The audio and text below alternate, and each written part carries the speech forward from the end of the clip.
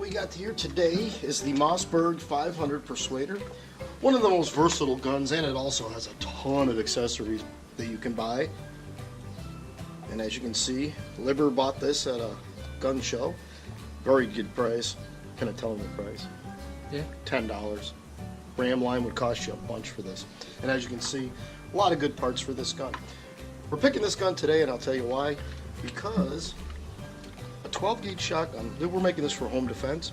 There's a lot of weapons you can decide upon, but nothing better than cycling around a buckshot into a shotgun to persuade people into maybe not even bothering with your house. You could save yourself ammunition that way. But we'll go on. First step in this is simply take the butt plate off. And we'll unscrew this. Usually they're threaded finely and deeply, so it could be here just a minute. It is nice to have a good butt plate on a shotgun, because I've had some pretty sore shoulders just playing around with these guns.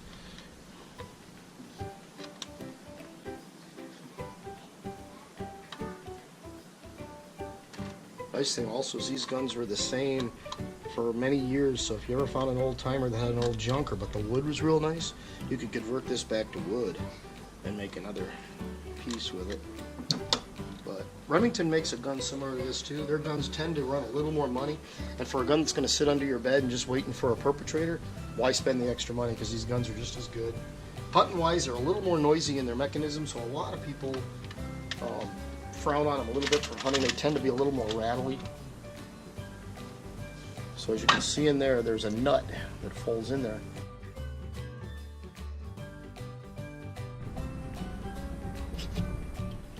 Alrighty, we're back at this again. And if you wanted to mess around with a socket and an extension, it'd be the easy way to go. But I was able to muscle it with a big screwdriver. There's a slot in that. So I figure, what the heck. Save me digging around for extensions and all that kind of stuff. And then make sure that doesn't fall out of there. It doesn't. So just make sure. I won't put the cap back on.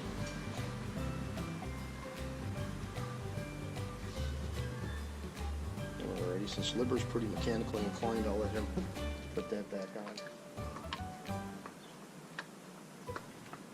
As you can see, shorten this gun up quite a bit, and has really enabled you to get around in small, tight areas. And once you get to know your gun pretty well, there's enough oil on there. I was thinking about oiling that because it might not see the light of day for a while, but there's a lot of oil on it. And me personally, oil is a great thing. A lot of oil can be a bad thing. It's a dirt collector. Guns are dirty.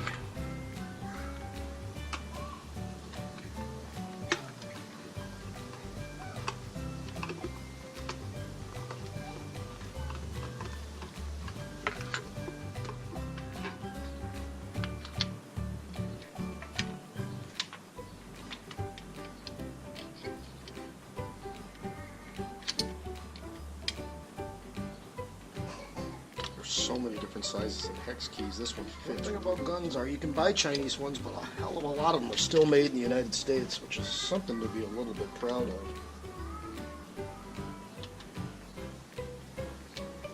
You can get to that release. Yeah, they designed it. They dug that out right there a little bit. The other side doesn't have it. That's your release, so you can pump it.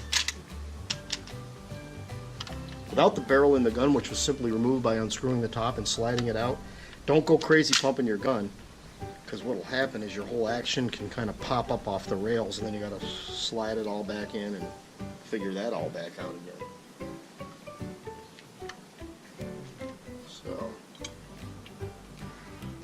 we've already inspected the barrel. It looks really nice in there. It's a little bit dirty. I'm just going to slow this together real quick so I can show you guys what the Persuader pistol grip looks like.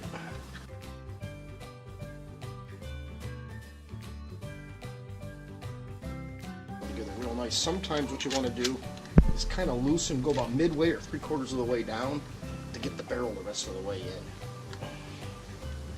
And you want to make sure that your collar is set in there, or you'd have all kinds of problems cycling through. Close quarters, I wouldn't advise shooting the gun with your face in there, but you can be some pretty accurate shooting with a pistol grip, and I've seen people do amazing shots with them. A lot of people will argue they're not as accurate.